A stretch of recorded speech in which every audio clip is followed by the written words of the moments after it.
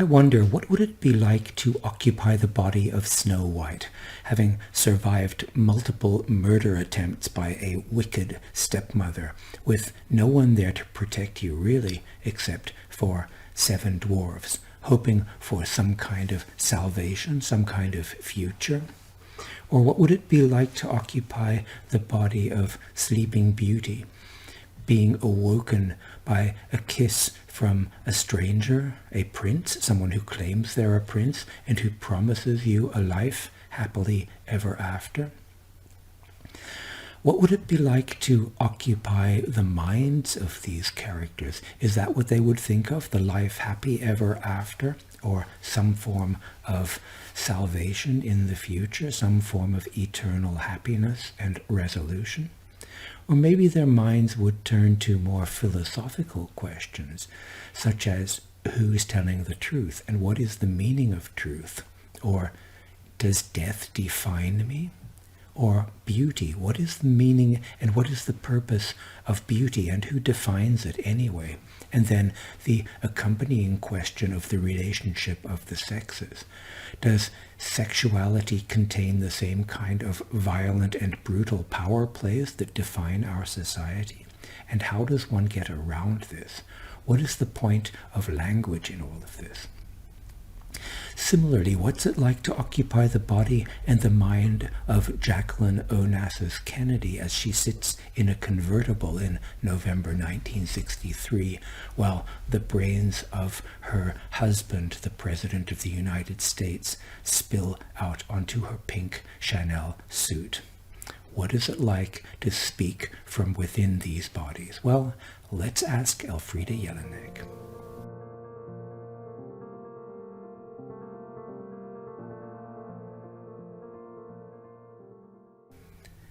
Elfriede Jelinek has written 11 novels, including, just to name one of them, Die Klavierspielerin from 1983, which means more or less The Woman Who Played the Piano, made into a film by Michael Haneke, the well-known Austrian director.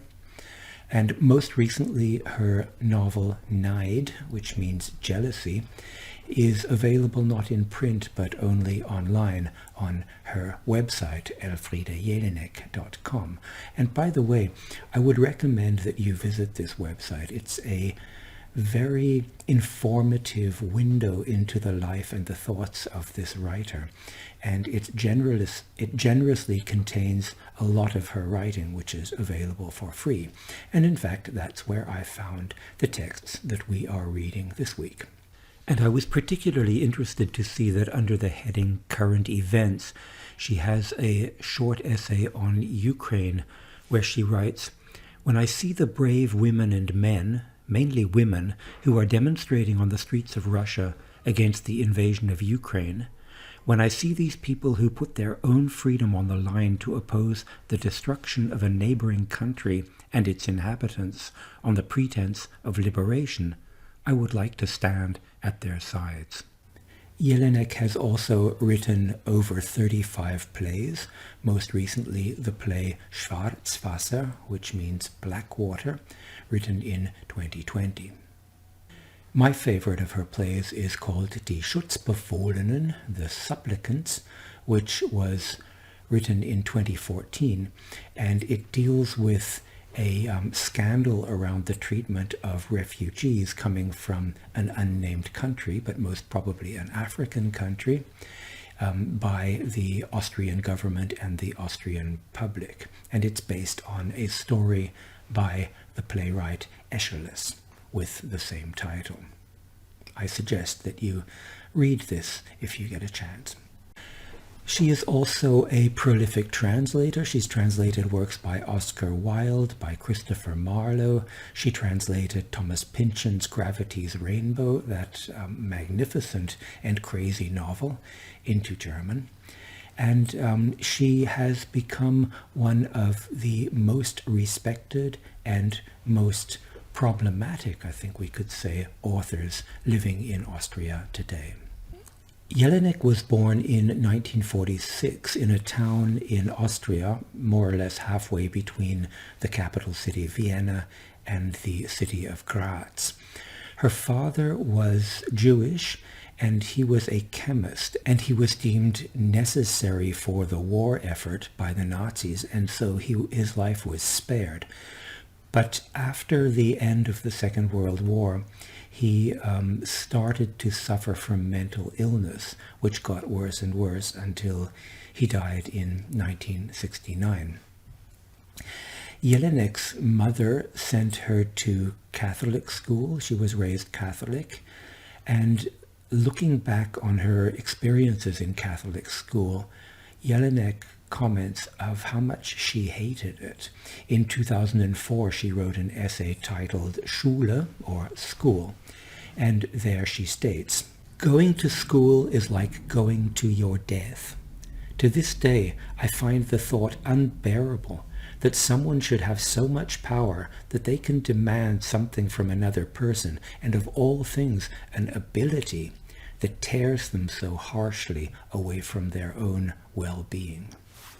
And it's worth taking note of this outrage, this sense of incomprehensible misuse of power. This is one of the driving forces of Jelinek's writing. This is one of the reasons she speaks out. It's in order to expose the workings of power. While she was still attending school, it was a convent school, the nuns started to notice what they thought was erratic behavior, and they sent her for assessment to a clinic in Vienna, the children's clinic, where she ended up in the division that was run by Hans Asperger. That's a very well-known name. Asperger, however, determined that there was basically nothing wrong with her. But this was the beginning of a long-lasting struggle with anxiety. And in a way that kind of also defines her writings, this struggle with anxiety, up to the point where she didn't come to receive her Nobel Prize in person because she was afraid or anxious about this kind of public appearance. At the age of 13, Jelinek went to the Vienna Conservatory, where she studied the organ. She also studied piano, the recorder, and composition, and later on she would even go so far as to write some film scores. She then went to the University of Vienna, where she started studying history of art and drama, but the anxiety came back again and she was unable to continue with her studies. In fact, she broke off her studies in 1967, and she spent an entire year more or less locked up in her room at home and not seeing anybody at all. And it was around this time that she started writing novels and plays. She also started to get swept up in the political storm that was rushing through Europe. You know about this now, the political storm of 1968. She experimented for a while with alternative lifestyles, living in a commune for a while. And in 1974, she joined the Communist Party of Austria. And this is another thing that needs to be mentioned in her writings. This commitment to political action is something that defines her work as well. And I think it's fair to say that for her, writing is also a form of political action. And if you read her works, not necessarily the ones that we're reading now, but others of her works, then you can see why. As I mentioned, Jelinek's struggles with anxiety continue to this day, as far as I know, but it's really interesting that apparently after the death of her father in 1969, it got somewhat better. I'm not going to speculate about that, I just want to mention it. In the 1970s, she published 3 novels, and people started to take note. They started to pay attention to this new radical voice in Austrian literature. But it was really only in the 1980s that the breakthrough came.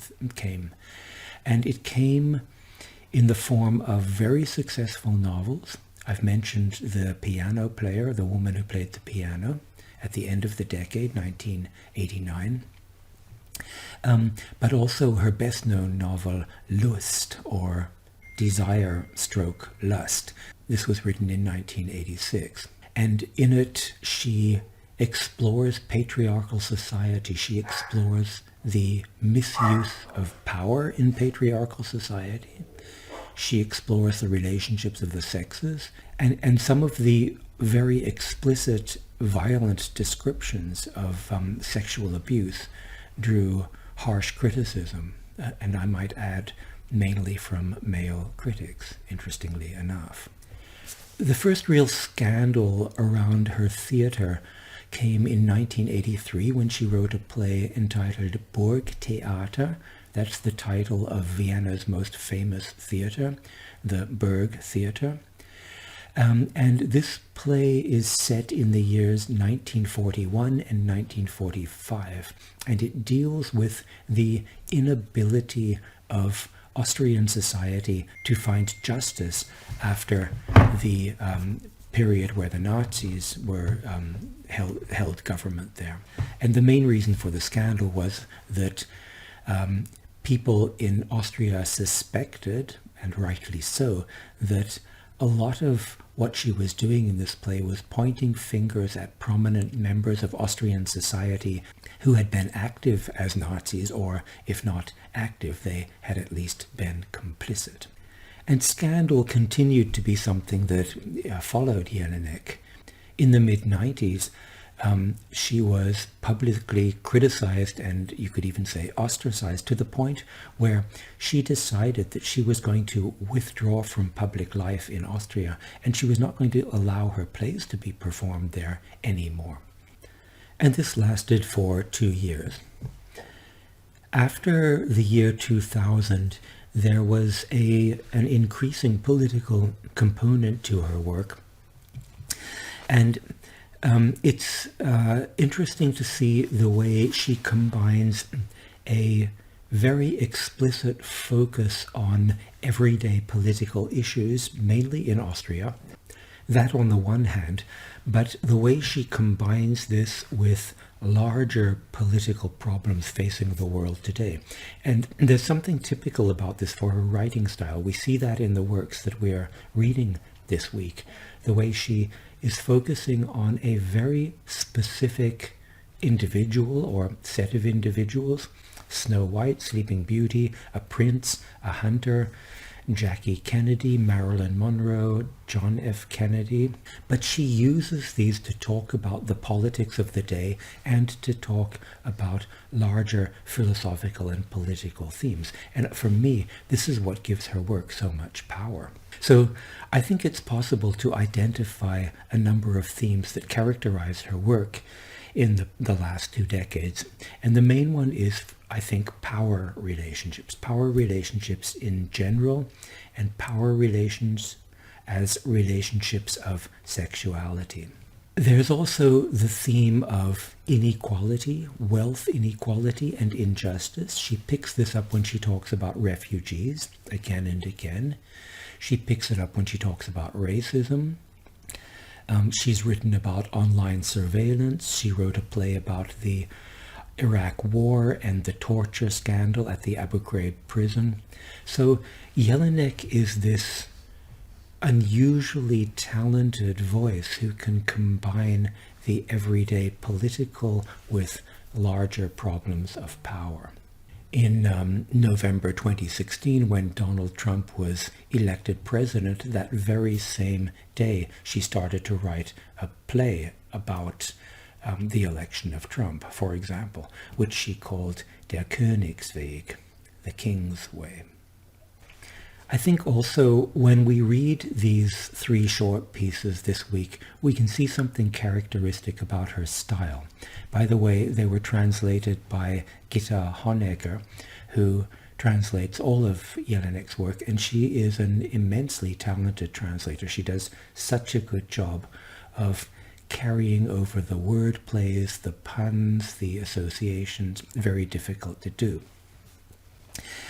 So that's part of the characteristic style. The story is driven not really by plot or by action. Sometimes there is some action, sometimes there's none at all.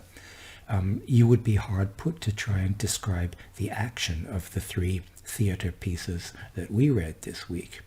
What we have instead is we have a flow of words, a mixing of voices, a jumping from thought to thought. And I think that it's fair to say there is something musical about her language. I think of something fugue-like, where a theme is introduced and plays out and develops for a while a second theme is then introduced and developed, and so on. The free kick into a different way of being. Then it's time out for being? No, it's overtime. Any one of you princes, step up, time to score. I was told I should come to you, kiss you, and see what happens. Then take it from there. Something will come out of it in any case. I like what I see. It was worth it, that much I can say already. I am power. Whoever goes against me, loses himself. Well, let's see.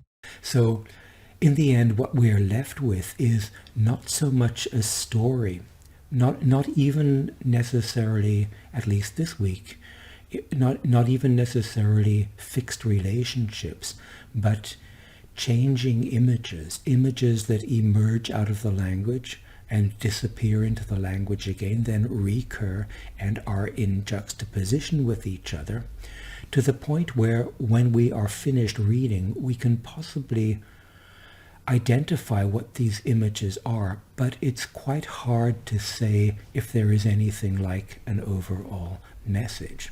We might even be able to dig up that old cliche that the medium is the message. Although I think there's more going on than that here. In the end, we really have to work it out ourselves. And when in 2004 the Nobel Prize Committee awarded her the prize, I think they put it rather nicely. They said that they were giving her the prize for her musical flow of voices and counter voices in novels and plays that, with extraordinary zeal, reveal the absurdity of society's cliches and their subjugating power. This is now the end of this series of classes on the German Nobel laureates, because we've talked about all of them. Who will be the next? Well, your guess is as good as mine. I hope you've enjoyed this as I have.